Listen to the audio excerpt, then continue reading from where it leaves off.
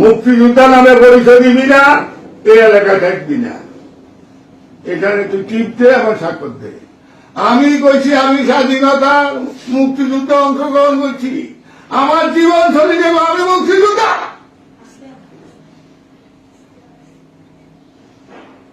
আমি পারি না, আমি আত্মহত্যা করতাম। আমারে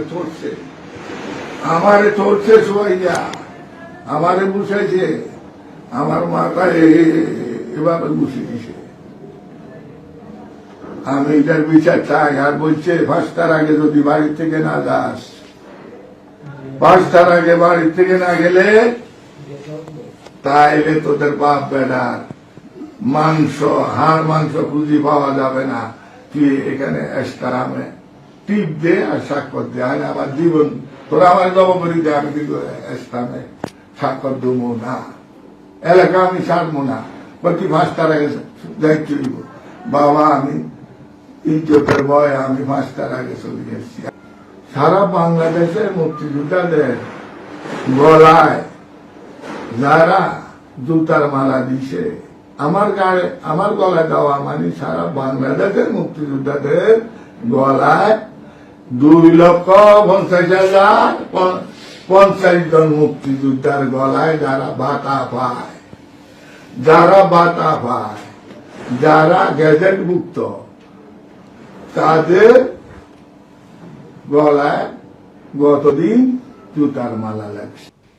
অশান্ত বাংলাদেশ, তারই মধ্যে এবার রাজধানীতে অনুপ্রবেশকারীদের বৈধ নাগরিক করে দেওয়ার অসাধু চক্র প্রকাশ্যে এলো। চক্রের 11 জনকে ইতিমধ্যেই দিল্লি পুলিশ গ্রেফতার করেছে। রীতিমতো বিশেষজ্ঞদের দিয়ে ভুয়ো ওয়েবসাইটের মাধ্যমে এই চক্র নকল আধার কার্ড, ভোটার কার্ড তৈরি করত, এমনটাই অভিযোগ। অভিযুক্তদের গ্রেফতারের পাশাপাশি ভুয়ো আধার এবং ভোটার কার্ড তৈরির বিভিন্ন সরঞ্জামও বাজেয়াপ্ত করা হয়েছে।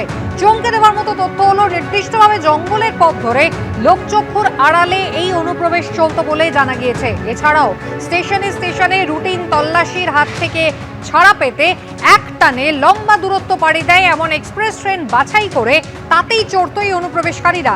এই 11 জন ছাড়াও চক্রে আর কেউ রয়েছে কিনা তার খোঁজ চালাচ্ছে দিল্লি পুলিশ।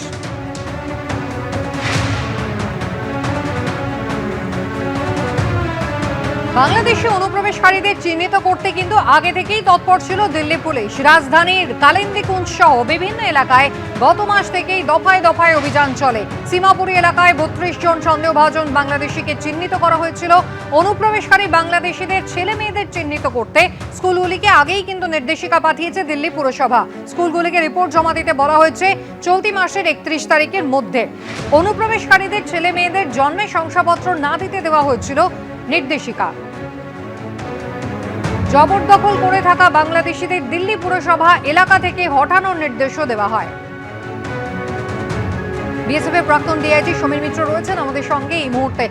সমীর বাবু, খুব স্বাভাবিকভাবেই যে প্রশ্নটা উঠবে, একটা চক্র নিঃসন্দেহে এখানে কাজ করছে, কোনো ইন্ডিভিজুয়ালের কাজ এটা নয়, কিন্তু এই গত মাস থেকে যে তল্লাশি শুরু করেছে দিল্লি পুলিশ, তার জেরে এদের হদিশ পাওয়া গিয়েছে। কিন্তু মাসখানেক কি নাকি একেবারে কয়েক বছর ধরে পরিকল্পনা করে রেইকি করে এখানে এই চক্র এবং এই সমস্ত সাজ সরঞ্জাম নিয়ে তারা একেবারে তৈরি হয়ে বসেছিল?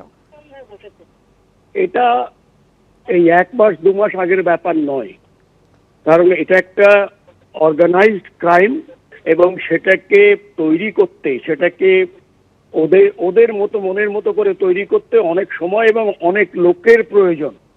এখন দিল্লি কিংবা বম্বে কিংবা মহারাষ্ট্র কিংবা রাজস্থান, যেখানেই যাক কেন দেখা যাবে যে বাংলাদেশিরা সেখানে অবৈধভাবে তারা মোটামুটি একটা জায়গা করে নিয়েছে। তাদের ওই ঝুঁকি ঝোপড়ি যেটাকে আমরা বলি, যে কলোনি গড়ে তুলেছে, এবং সেই জায়গাটায় কিন্তু আমাদের অত্যন্ত সতর্ক থাকা উচিত। পুলিশের যেটা আজকে করলো, এই জিনিসটা অনেক আগে করা প্রয়োজন ছিল। আর দ্বিতীয়ত যেটা হচ্ছে, আমি এর সঙ্গে আরেকটা পয়েন্ট জুড়বো, এই যারা পাসপোর্ট নিয়ে আসেন আমাদের দেশে, তারা কি সবাই ফেরত যান নাকি তারা এই জনারণ্যে হারিয়ে যান? তারও আমার মনে হয় একটা প্রয়োজন রয়েছে যে তাদের মধ্য থেকে যারা ফেরত যায়নি তাদেরও আইডেন্টিফাই করা, ডিটেক্ট করা এবং তাদের বিরুদ্ধে আইনসঙ্গত যেগুলো রয়েছে সেই আইনসঙ্গত পদক্ষেপ নেওয়া উচিত।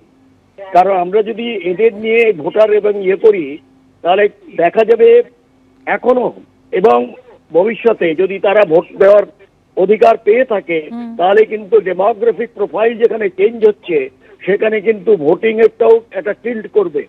আমি সেই পরীক্ষা থেকে বলবো যে ভারতবর্ষ আমাদের ভারতীয়র জন্য, এটা বাইরেদের জন্য নয়। টুরিস্ট আসুক, চিকিৎসার জন্য আসুক, স্বাগতম, কিন্তু এখানে এসে বসে বাসা বাঁধবে আর সেখানে যত গরিব কাজ করবে, এটা মেনে নেওয়া যেতে পারে না। একদমই। এবং পুলিশকে এবং এজেন্সিকে আরো বেশি প্রোঅ্যাক্টিভ হতে হবে, যাতে এই ধরনের এখন যে একেবারেই। পর্যন্ত